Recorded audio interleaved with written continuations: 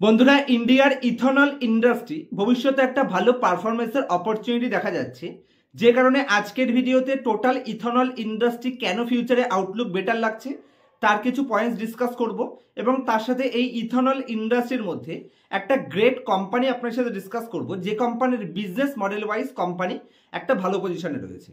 তবে কোম্পানির কারেন্ট প্রাইসে নেওয়া যাবে কিনা সেটা সম্পূর্ণ পার্সোনাল ডিসিশন আপনার। আমি শুধু কোম্পানির বিজনেস মডেলটা আপনার সাথে ডিসকাস করব, আর বিজনেস মডেল দেখলে আপনারা নিজেরাই বুঝতে পারবেন যে এই কোম্পানির শেয়ারের সাথে বর্তমানে আমাদের কিরকম ডিসিশন নেওয়া উচিত। সবার প্রথমে ইন্ডিয়ার ইথনল ইন্ডাস্ট্রি কেন ভবিষ্যতে বেটার পারফরমেন্স করবে তার কিছু এক্সাম্পল আমি আপনাদের বোঝানোর চেষ্টা করব, যেটা বোঝানোর জন্য আমি আপনার সাথে স্ক্রিন রেকর্ডিং শেয়ার করছি। তো আশা করছি আপনারা আমার স্ক্রিনটি দেখতে পাচ্ছেন। সবার প্রথমে যদি আমি ইন্ডিয়ার সুগার ইন্ডাস্ট্রির ভবিষ্যতের বেনিফিটের কথা বলি, তাহলে অতীতে এখানে ভালো করে ডেটা দেখুন। Sugar diversion ethanol to ethanol, মানে সুগার থেকে যে ইথানলে ডাইভার্সন হচ্ছে তার যদি আপনি ডেটা দেখেন, তাহলে এখানে লাস্ট 5 বছরের ডেটা হিসেবে 2020-তে এটা কত ছিল? 8 লাখ টন ছিল, যেটা কন্টিনিউয়াসলি বাম্পার আপ ট্রেন্ডে গিয়ে 2023-এ টপ বানায় 38 লাখ টন। আর সেখান থেকে 2024-এ রিডিউস হয়েছিল 18 টন। কেন রিডিউস হয়েছিল? আমরা সবাই জানি ভোটের আগে কোনো গভর্নমেন্ট কিন্তু কখনোই ইথানল অথবা কোনো প্রোডাক্টের, বিশেষ করে সুগারের প্রোডাক্টের দাম ইনক্রিজ চায় না, যে কারণে তারা ইথানলের উপর রোক লাগিয়েছিল এবং সুগার এক্সপোর্টের উপরও বাধা দিয়েছিল। যে কারণে টোটাল যদি আমি সুগার ডাইভার্সন টু ইথানল দেখি, তাহলে সেখানে কিন্তু রিডিউস হয়ে গেছিল। এবং বর্তমানে প্রিভিয়াস কোয়ার্টারে রিসেন্ট নিউজ অনুযায়ী অলরেডি এখানে কিন্তু এর উপরে আরও 10 থেকে 12 লাখ টনস আরও এক্সট্রা এক্সপোর্টের পারমিশন গভর্নমেন্ট দিয়ে দিয়েছে, যে কারণে অবশ্যই সুগার ইন্ডাস্ট্রি 2025 অর্থবর্ষে একটা বাম্পার পারফরমেন্সের অপরচুনিটি দেখতে পাচ্ছি। যদি আমি নেক্সট ডেটাতে যাই, এটা হচ্ছে যে কোম্পানিটা নিয়ে আজকে আপনার সাথে ডিসকাস করব, সেই কোম্পানির বিজনেস মডেল এবং কোম্পানির ফিনান্সিয়াল স্টেটমেন্ট কেন গ্রেট পজিশনে রয়েছে। তো লেফট সাইডে আবার আসছি। তো ওভারঅল ইন্ডাস্ট্রির আউটলুক যদি আমি দেখি, তাহলে ভবিষ্যতে 2025, 26, 27 কন্টিনিউয়াসলি বাম্পার অপরচুনিটি রয়েছে।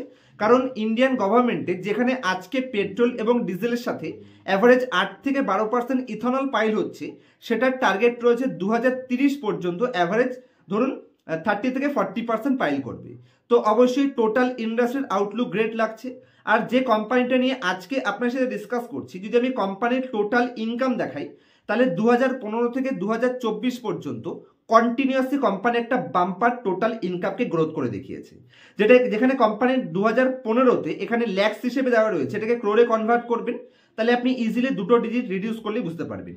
তো সেই হিসেবে কোম্পানি এখানে ধরতে পারেন 1,61,053 ল্যাক্স এখানে সেলস করেছিল, ইনকাম করেছিল। সেখান থেকে কন্টিনিউয়াসলি সেটাকে ইমপ্রুভ করে লেটেস্ট যদি আপনি 2023-এ দেখেন, তাহলে এটা কোম্পানি 4 লক্ষ করেছে। 1 লক্ষ থেকে 4 লক্ষ কন্টিনিউয়াসলি আপট্রেন্ড করেছে। তাহলে ইন্ডাস্ট্রির সাথে কোম্পানি নিজেকে মেনটেন করতে সক্ষম হচ্ছে এবং বর্তমানে অলমোস্ট ধরতে পারেন হাইস্ট এভার রয়েছে।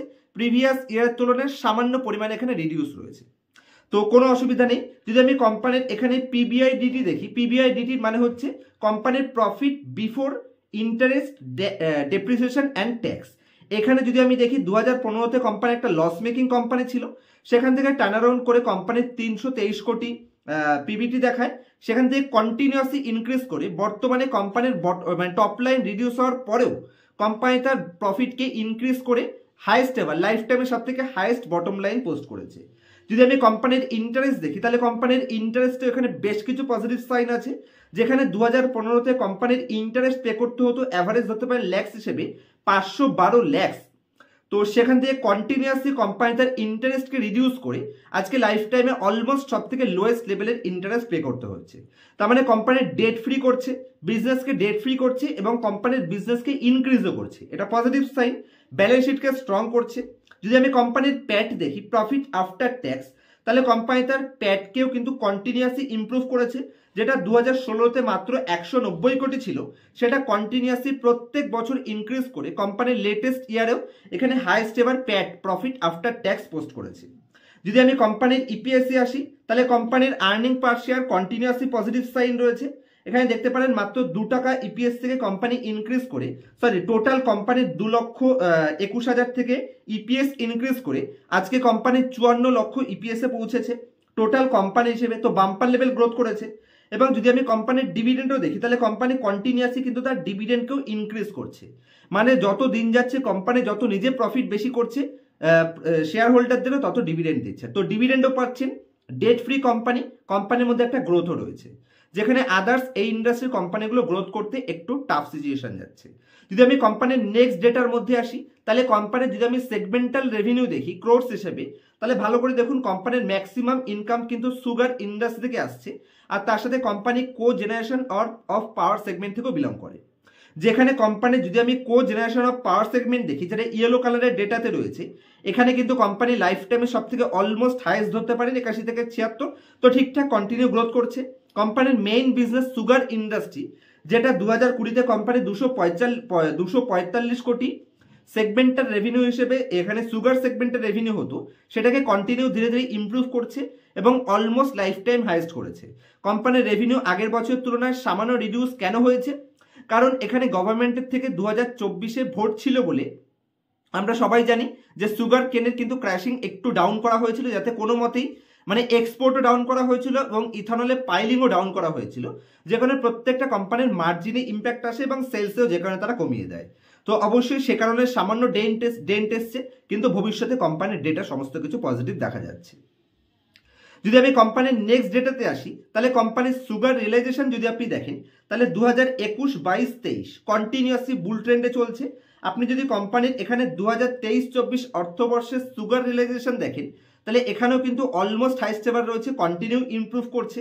এই যে ইয়েলো কালারের গ্রাফটা দেখতে, সরি ইয়েলো বলি গ্রিন কালারের যে গ্রাফটা দেখতে পাচ্ছেন, এটা হচ্ছে কোম্পানির লেটেস্ট ইয়ারের, আর ব্লু কালারের ডাকটা হচ্ছে প্রিভিয়াস ইয়ারের, আর তার আগের ইয়ারের হচ্ছে রেড কালারের ডাকটা। তো সেই হিসেবে 2022-23-এ অলমোস্ট একই পজিশন মেনটেন করছিল, কিন্তু যদি আপনি এখন দেখেন তাহলে কিন্তু এখানে ইমপ্রুভ রয়েছে। দেখুন 3547 মানে কি বলে 100 কুইন্টাল, হ্যাঁ কুইন্টাল লিটার থেকে ইনক্রিজ করে কোম্পানি সুগারকে ইনক্রিজ করে কত করছে ওখান থেকে 3700, কন্টিনিউয়াসলি হাইয়েস্ট এভার এবং কন্টিনিউয়াসলি গ্রোথ করছে। তো টোটাল ইন্ডাস্ট্রিতেও পজিটিভ সাইন আছে এবং এই কোম্পানির মধ্যে আমি প্রত্যেকটা পজিটিভ সাইন দেখতে পাচ্ছি। যদি আমি কোম্পানির নেক্সট ডেটাতে আসি, তাহলে কোম্পানির পারফরমেন্স চার্ট যদি আপনি দেখেন, তাহলে কোম্পানির পাওয়ার প্রোডাকশন, যে পাওয়ার কোম্পানি জেনারেশন করছে, সেখানে কোম্পানির ল্যাক্স ইউনিটস হিসেবে লাইফ টাইমের সব থেকে হাইয়েস্ট, যদি আপনি সেলস দেখেন তাহলে সব থেকে হাইয়েস্ট রয়েছে, কন্টিনিউ গ্রোথ করে 2024-এ সব থেকে হাইয়েস্ট করেছে। যদি আপনি কোম্পানির সেলস কম্পোজিশন দেখেন, তাহলে কোম্পানির সেলস কম্পোজিশনের সবার প্রথমে কোম্পানির সুগার, এই যে ইয়েলো কালারের যে ডেটাটা দেখতে পাচ্ছেন কচি কলাপাতা টাইপের কালারের, এটা হচ্ছে কোম্পানি তার সুগার এক্সপেনশন যদি আপনি দেখেন, অথবা সুগার কম্পোজিশন 218 ক্রোর থেকে এটাকে ইনক্রিজ করে কোম্পানি 304 ক্রোরে নিয়ে গেছে, তাহলে কন্টিনিউয়াসলি ইনক্রিজ করেছে। তাহলে অ্যাভারেজ 5 বছরে কোম্পানি তার সুগার কম্পোজিশনকে এখানে দুগুণ করেছে। এবং যদি আপনি কোম্পানির পাওয়ার সেগমেন্টেও দেখেন গ্রাফের একদম টপে, তাহলে এখানে যেটা অ্যাভারেজ ছিল 34 কোটি, সেটাকে ইনক্রিজ করে কোম্পানি 47 কোটিতে নিয়ে গেছে। এবং যদি আপনি কোম্পানির টোটাল সেলস কম্পোজিশন দেখেন ক্রোর্স হিসেবে, তাহলেও এখানে গ্রোথ রয়েছে 306 কোটি থেকে এটা ইনক্রিজ করে কততে নিয়ে গেছে, কোম্পানি এখানে বর্তমানে 419 কোটিতে নিয়ে চলে গেছে। তো সব দিক থেকে কোম্পানির মধ্যে প্রত্যেকটা পজিটিভ সাইন আমি এখানে দেখতে পাচ্ছি। নেক্সট ডেটাতে যদি আমি যাই, তাহলে কোম্পানির ফিনান্সিয়াল পারফরমেন্সে ভালো করে দেখবেন, কোম্পানি এখানে টোটাল 5 বছরের ডেটা দিয়েছে। এখানে বেগুনি কালারের যে ডেটাটা রয়েছে, পার্পেল কালারে, এটা আপনি দেখতে পাচ্ছেন কোম্পানির 2020-এর ডেটা।